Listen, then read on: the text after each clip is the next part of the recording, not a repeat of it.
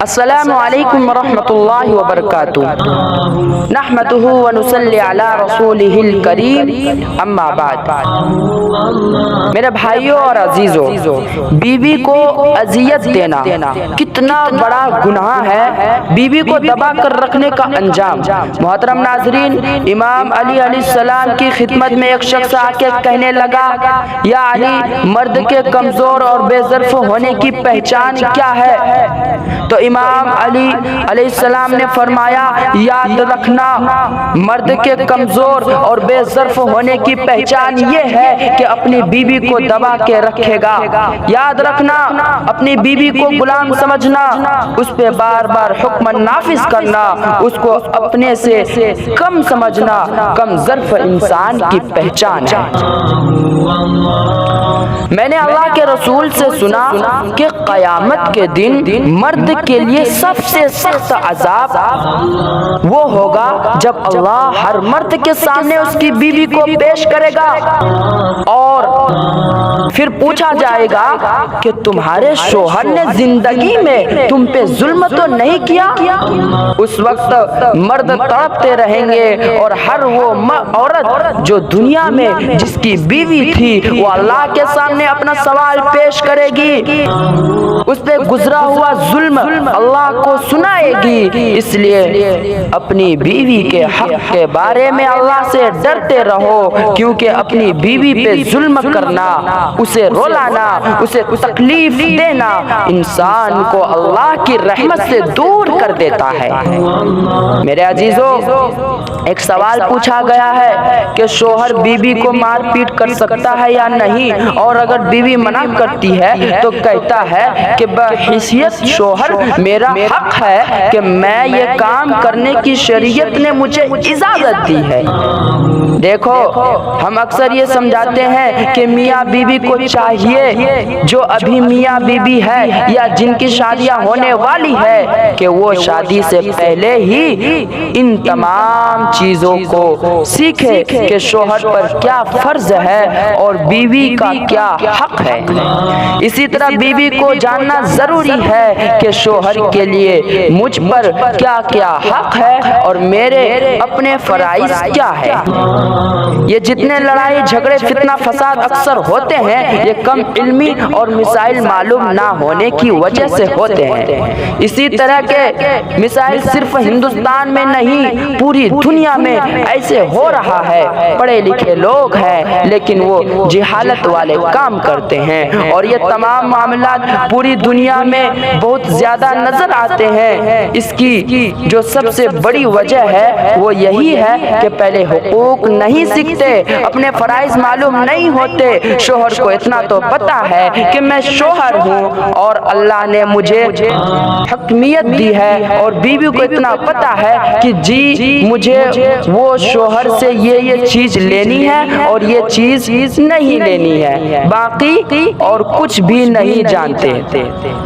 تو اب یہ جیسے شوہر نمدار جس نے بھی یہ کہا کہ مار پیٹ میرا حق ہے، گالی گلوچ میرا حق ہے، بالکل کوئی حق نہیں ہے۔ اگر ہے تو بتائیے کہاں ہے، ثابت کریں۔ اگرچہ نبی کریم صلی اللہ علیہ وسلم کی طرف سے بلکہ قرآن کی طرف سے بھی بیوی کو مارنے کی اجازت موجود ہے، لیکن وہ مارنے کا مطلب یہ نہیں ہے کہ آپ اس کی ہڈیاں توڑ دیں، اس کو تکلیف پہنچائے، بلکہ وہ ایک صرف تنبیہ کا، ایک دھمکانے کا طریقہ ہے، اور اس کو سکھایا گیا ہے۔ اور وہ بھی اس صورت میں جب آپ دیکھیں کہ بیوی خلاف شرع کوئی کام کر رہی ہے، اور اس وقت آپ کو اس کی اجازت ہو سکتی ہے، باقی شوہر کو جو کہ پتہ ہی نہیں ہوتا کہ بیوی پر شوہر کے لیے کھانا بنانا واجب نہیں ہے، کپڑا دھونا، برتن دھونا واجب نہیں ہے، اسی طرح گھر کی صفائی کرنا بیوی کے اوپر واجب نہیں ہے۔ اگر وہ کر رہی ہے تو احسان کر رہی ہے۔ تو اب جب وہ کام کر رہی ہے اور اس میں کوئی کوتاہی ہو جائے تو تمہیں آج کھانا کیوں نہیں بنایا، کپڑے کیوں نہیں استری کیے، اس پر مار رہے ہیں، پیٹ رہے ہیں، گالی گلوچ کر رہے ہیں، تو کیسے شرع جائز ہو جائے گا کہ جو اس پہ لازم ہی نہیں، اس پہ آپ اس کو مار رہے ہیں، پیٹ رہے ہیں۔ دوسری بات وہی ہے کہ اگر گالی گلوچ دی، ہر مسلمان کو گالی دینا منع ہے۔ نبی کریم صلی اللہ علیہ وسلم نے ارشاد فرمایا کہ مسلمان کو گالی دینا فسق، اور اسے مسلمان کو برا بھلا کہنا فسق ہوتا ہے، گالی دینا گناہ کبیرہ ہے۔ تو اسی طریقے سے بیوی بھی ایک انسان ہے اور مسلمان ہے، ایسے بھی اگر گالی دیں گے، برا بھلا کہیں گے تو یہ گناہ کبیرہ ہے۔ اور اگر اس کی کوئی واقع شرعی غلطی ہے، اس پر بھی تنبیہ کا طریقہ دوسرا ہے۔ گالی گلوچ کی بالکل اجازت نہیں ہوتی ہے کہ مار پیٹ اکثر شرعی لحاظ سے نہیں ہوتی اور نہ اللہ کی رضا کے لیے ہوتی، اپنے نفس کی خاطر حملہ کیا جاتا ہے۔ ہاں کوئی بات بری لگ گئی، بیوی نے کہنا نہیں مانا، اور وہ بھی ان امور میں جو بیوی پہ لازم ہی نہیں تھے، اور اس میں انسان اپنے حاکم ہونے، اپنے مرد ہونے کا ناجائز فائدہ اٹھاتے ہوئے روب قائم کرنے کے لیے اس طریقے سے معاملات کرتا ہے جس سے گھر کا ماحول خراب ہوتا ہے، گھر کا ماحول خراب ہوتا ہے۔ تو خلاصہ کلام یہ ہے کہ شوہر کا کوئی حق نہیں ہے، نہ مار پیٹ نہ گالی گلوچ کا۔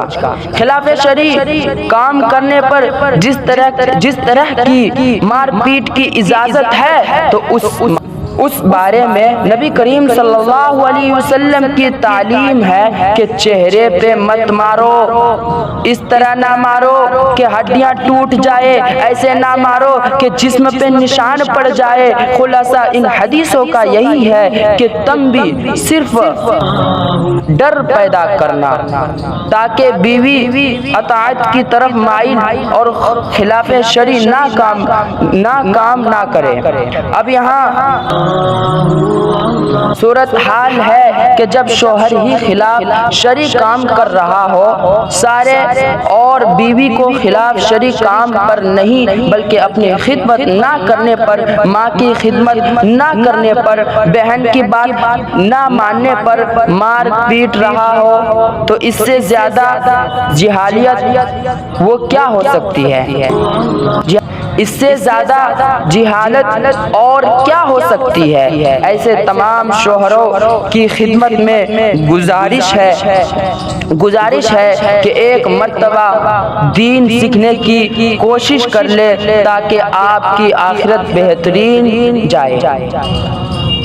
اللہ تعالیٰ اس کے رسول کی تعلیمات کو اپنی نفسانی خواہشات کو بنیاد بنا کر رد کر دینا، بلکہ ان کو برا بھلا کہنا، بلکہ ان کے خلاف عمل کرنا کسی قدر نقصان کا باعث ہے۔ لہذا ایسے شوہر حضرات سے گزارش ہے کہ ایسا بالکل نہ کرے۔ جس نے اپنی بیوی کو مارا پیٹا اور شرعی کوئی وجہ بھی نہیں تھی اور گالی گلوچ دی، تو اس پر واجب ہے، فرض ہے کہ وہ موت سے پہلے اپنے بیوی سے معافی مانگے، ہاتھ جوڑے، چاہے پاؤں پکڑے، چاہے کیسے بھی معافی مانگنی ہوگی۔ اگر یہ بیوی معاف نہیں کرے گی، بالفرض ناراض ہے، وہ کہتی ہے میں نہیں معاف کرتی ہوں، تو پھر اس کے لیے دعائے بخشش و مغفرت کرتے رہے ساری زندگی، اور نیک عمل کر کے اس کا ثواب اس کو اسائل کرتے رہے۔ اللہ کی رحمت سے امید ہے کہ اللہ تعالیٰ بروز قیامت راضی کر لے گا۔